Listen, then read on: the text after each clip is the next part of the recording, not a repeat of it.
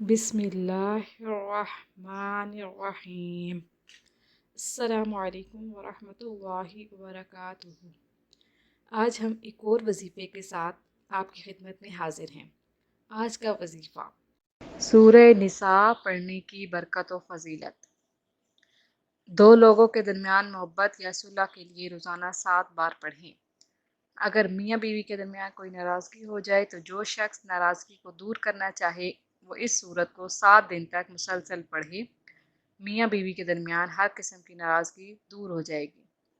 سورہ نساء کا نقش اگر گھر کی کسی دیوار پر لٹکا دیا جائے تو وہ گھر ہر خطرے سے محفوظ رہے گا۔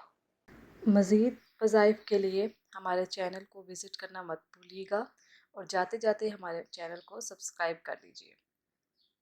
اللہ پاک ہم سب کو ان وظائف پر عمل کرنے کی توفیق عطا فرمائے۔ ہمیں اپنی دعاؤں میں یاد رکھیے گا۔